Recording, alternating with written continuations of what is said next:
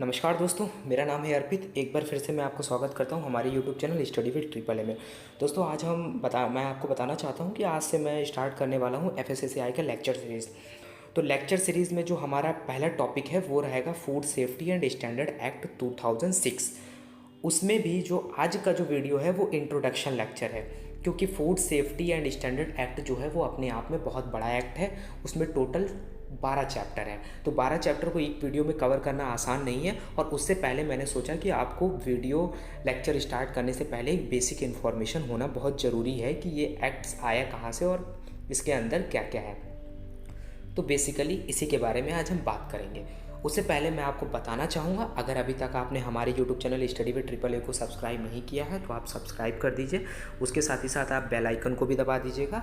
और इसके साथ ही साथ अगर मेरे लेक्चर के आप पीडीएफ चाहते हो तो मुझे टेलीग्राम पे फॉलो कर सकते हैं। आप इंस्टाग्राम पे मुझसे कोई क्वेश्चन पूछ सकते हैं और आप मुझे मेल भी कर सकते हैं फूड सेफ्टी या फिर एफएसएसएआई से रिलेटेड, अगर आपको कोई भी क्वेरी है तो चलिए आज का लेक्चर स्टार्ट करते हैं।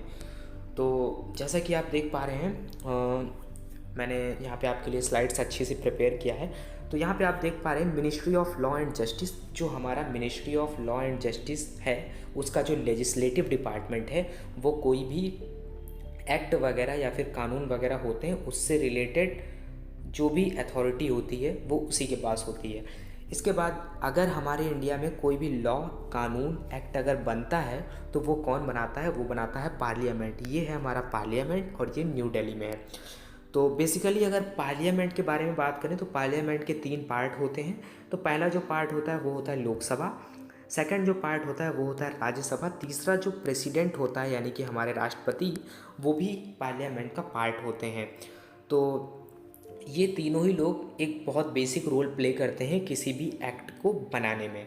तो सबसे पहले कि जैसा कि इस एक्ट के बारे में लिखा हुआ है, the following act of parliament receive the ascent of the president on 23 अगस्त 2006। जैसा कि आपको पता है कि जो भी कानून बनता है, मैं आपको बता दूं, सबसे पहले जो भी कानून अगर बनता है पार्लियामेंट में तो सबसे पहले अगर पार्लियामेंट में उसे पेश किया जाता है, लाया जाता है, तो वो होता है ड्राफ्ट। उसके बाद में जब वो वही ड्राफ्ट जब वो पार्लियामेंट में लोकसभा और राज्यसभा से पास हो जाता है तब वो बन जाता है बिल। उसी बिल पे जब राष्ट्रपति की एसेंट हो जाती है, यानी कि प्रेसिडेंट की एसेंट मिल जाती है, राष्ट्रपति जब इस पे मुहर लगा देता है तब ये हो जाता है एक्ट। अब इस एक्ट को ऑल ओवर इंडियन टेरिटरी में कहीं भी लागू किया जा सकता है बिना किसी रोक के। तो इस डेट को 2006 में हमारा जो लॉ है, फूड सेफ्टी लॉ है, उसको राष्ट्रपति की सहमति इस दिन प्राप्त हुई थी। इसी वजह से इसे फूड सेफ्टी एक्ट 2006 भी बोलते हैं। तो चलिए आगे स्टार्ट करते हैं क्या है। Food safety and standard act का स्टार्ट करने से पहले उसका जो एक बेसिक, जो उसको स्टार्ट करने से पहले उन्होंने एक बताया हुआ है कि इस एक्ट्स के बारे में क्या है, ये एक्ट क्या कहता है, इसमें क्या क्या इंक्लूड किया गया है, इस आपको एक पेज में समझ में आ जाएगा। उसके बाद में हम आगे पढ़ेंगे। तो an act to consolidate the law, ये जो एक्ट है कंसोलिडेट द लॉ, यानी कि बहुत सारे कानून या लॉ को समेकित किया गया है इसमें, यानी कि क्या एक तरीके से बोल सकते हैं कलेक्टिव फॉर्म ऑफ लॉ का कलेक्शन है। रिलेटिंग टू फूड से रिलेटेड लॉ का कलेक्शन है। और इसका वर्क क्या है? इस्टेब्लिश करना, किसको? एफएसएसएआई को इस्टेब्लिश करना इसका वर्क है। किस लिए? For laying down science based standard for article of food के लिए जो साइंस बेस्ड स्टैंडर्ड हैं, यानी कि साइंस बेस्ड जो मानक हैं, उसको कैसे निर्धारित किया जाए, उसको निर्धारित करने के लिए ये एक्ट बनाया गया है। एंड टू रेगुलेट, इसके साथ ही साथ रेगुलेशन के लिए, रेगुलेट देयर मैन्युफैक्चरिंग, फूड की मैन्युफैक्चरिंग को रेगुलेट करना, उस स्टोरेज को रेगुलेट करना। मैन्युफैक्चरिंग यानी कि निर्माण, स्टोरेज, डिस्ट्रीब्यूशन, उसका वितरण कैसे होगा, सेल्स और इम्पोर्ट। इसके साथ ही साथ ये भी इंश्योर करना अवेलेबिलिटी ऑफ फूड को इंश्योर करना कि जो कंज्यूमर है उसको सेफ और होलसम, यानी कि सुरक्षित और पौष्टिक फूड भोजन मिल सके। और इसके साथ ही साथ फूड से रिलेटेड जो भी मैटर्स हैं उसको कैसे सॉल्व किया जाएगा, इस एक्ट में बताया गया है। तो चलिए हम आगे बढ़ते हैं और आपको मैं एक छोटा सा ओवरव्यू दे दूंगा यहाँ पे कि जो हमारे food safety and standard act 2006 है उसमें 12 चैप्टर में क्या क्या इंक्लूड किया गया है। उसके बाद में हम पर लेक्चर का अलग अलग वीडियो बनाएंगे, तब आपको डीपली समझ में आएगा। तो उससे पहले एक बेसिक इन्फॉर्मेशन होना मेरे हिसाब से बहुत ज़रूरी है किसी भी टॉपिक को समझने के लिए। और फूड सेफ्टी ऑफिसर कोई छोटा टॉपिक नहीं है, अपने आप में बहुत बड़ा टॉपिक है।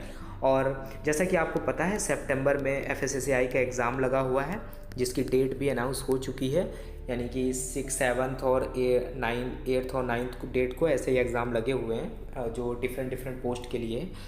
तो जो इसका चैप्टर 1 है उसमें देख रहे हैं आप प्रीलिमिनरी, यानी कि फूड एक्ट से पहले, उसके पढ़ने से पहले उसके बारे में उसका टाइटल जो है उसको लेके ये कहाँ से आया है, उसको लेके क्या क्या रिस्पॉन्सिबिलिटीज़ होंगी, ये तो हम आगे पढ़ेंगे। लेकिन एक बेसिक आइडिया कि ये टाइटल के बारे में, ये टाइटल कहाँ से आया और ये कैसे बना, कब बना और क्यों बनाया गया, इन सब बारे में। सेकेंड लेक्चर पे हम जैसे ही पहुंचेंगे, ये बहुत मोस्ट इंपॉर्टेंट चैप्टर है सेकंड, जो आपको पढ़ना ही पढ़ना है बहुत अच्छे से, वो है FSSAI के बारे में। अब आप FSSAI का एग्ज़ाम दे रहे हैं तो आपको FSSAI के बारे में तो पढ़ना पड़ेगा। उस थर्ड चैप्टर जो है, थर्ड चैप्टर में जो इंक्लूड किया गया है वो जनरल प्रिंसिपल ऑफ फूड क्या है उसको इंक्लूड किया गया है। Chapter 4 general provision as to article of food, food से रिलेटेड क्या क्या प्रावधान है जो गवर्नमेंट ने बनाए हुए हैं उसके बारे में आपको पढ़ना पड़ेगा।